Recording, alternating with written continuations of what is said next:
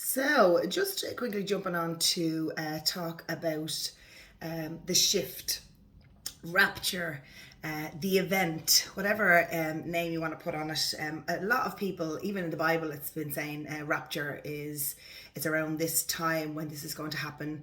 The shift or the event where there's going to be this shifting between the two worlds, as if there's going to be a 3D world and a 5D world. It's not as if it's going to, like, Earth is going to break in half and it's going to be two different Earths, but the old Earth and the new Earth, as being the old Earth being the 3D old systems, the old beliefs, the fears, living with all of that, and then the new earth is all of the people who are now moving over and see everything with love, and it be back to the old ways of doing things, the way that Jesus would have done it in the Essenes times, the doing and treating people with kindness, being compassionate, minding each other, being a community, proper community. There was less selfish people in the world.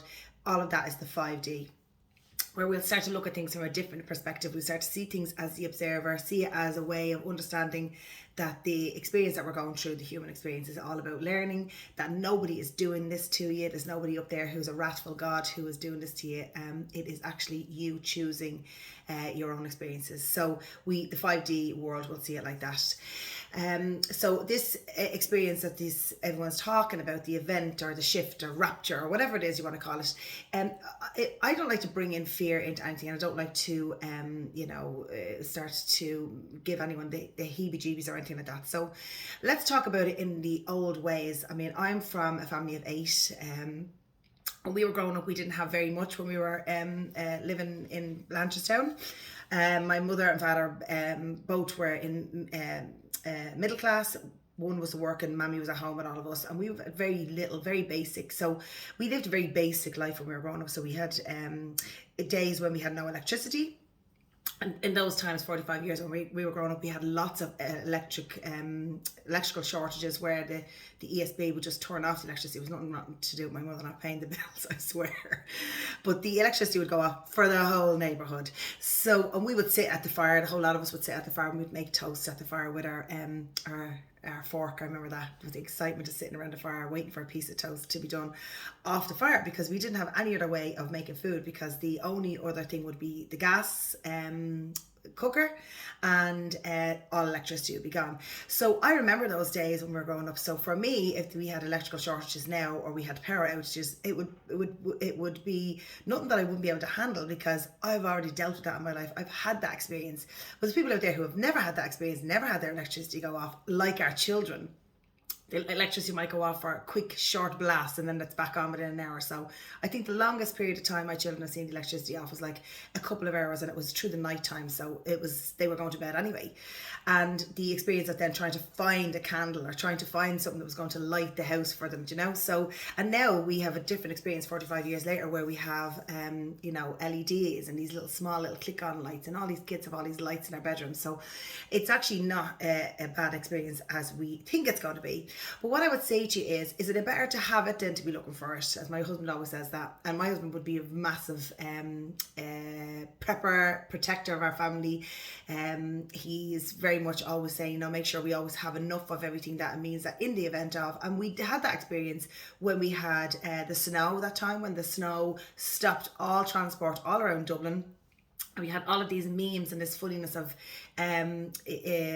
Brennan's bread getting flown in by drones in the sky, because people couldn't get even bread. There was bread shortages, right? And there was queues and queues and queues of people in your local supermarkets trying to get bread.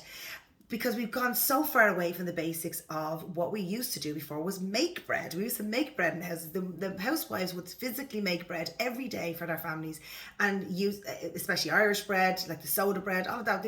They would physically make bread every single day for their families, fresh bread. Obviously, we had experiences where before, lots of, especially in Ireland, we had lots of farming communities, lots of farming families that were able to supply themselves with their own food. Now we've gone so far removed from that, where now everything has to be bought via the shops, bought via the internet to get your food delivered. What would we do if all of that was to be closed off in a second, right? So if our electricity was to go, we wouldn't have any heating, we wouldn't have any, if we cook off electric, we wouldn't have any electricity to cook our food. We if our internet went off, it's like somebody said to me, oh sure, it wouldn't make a difference if the electricity went. I just go to, if we had a full outage, I would be able to make bread. And I said, but how would you be able to make bread? And they said, I'll just get a Google recipe. But you can't go on your phone if you have a full outage and your phones are all out as well, right? So what I would say to you is learn how to make bread. Learn how to make the basic things to feed your family. Go back to basics. We're going back to the old ways, and people who are around my age would remember this, that their parents would have been able to make bread, that they would be able to be self-sufficient in the house, where there was days where we had long walks to shops when we were younger. We didn't have like this, the way we have shopping centres up on your lip now. So there was days where we had to have long walks to the shop, so you couldn't like go and buy food every day fresh. So have a press in your house. If you're fortunate enough to have a few quid, have a press in your house that has non-perishables, as in like your rice, your pastas, your tins of, whether it's tomatoes, tins of sweet corn, tuna, mayonnaise, the things that last a long time, that are non-perishables. So the things that will be in your press for a while, you sometimes have it in the back of your press, you don't even realize, you end up having to throw it out.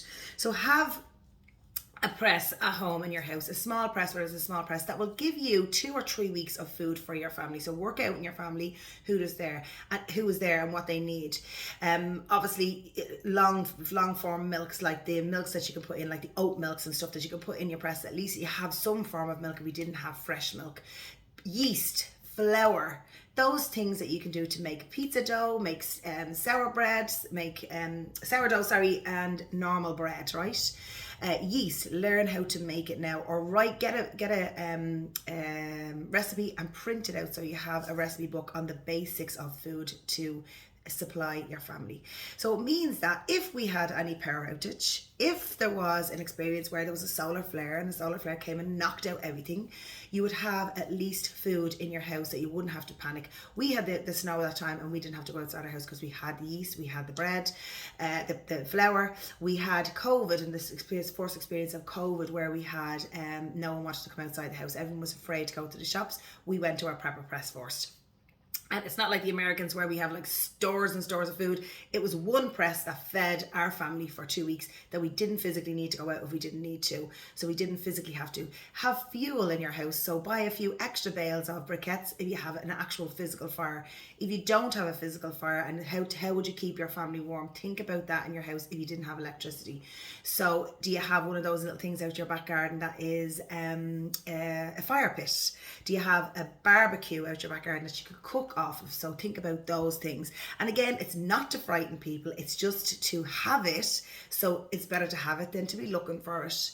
Have the basics in your house, even down to, I was thinking there the other day, like photographs. Like what would happen if you lost? I had a big external hard drive that had all of my photographs of my children on it, the older two. And I fell and I smashed, and I cannot get the photographs off of it. And they're all of my photographs, bar the few photographs that I have of my older two is what I have left, because I have no photographs of them, no photographs of Niall Sean as a baby, because they were all on that.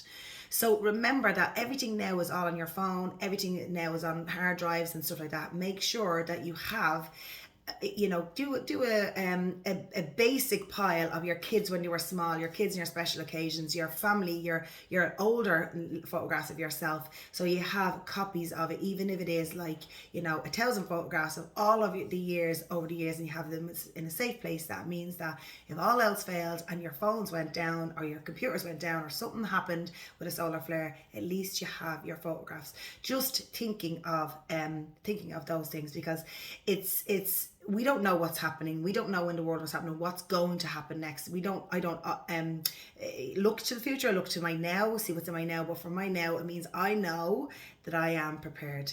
And it means that you have batteries, you have candles in your house, in your prepper press, you have fuel, you have food, non-perishables.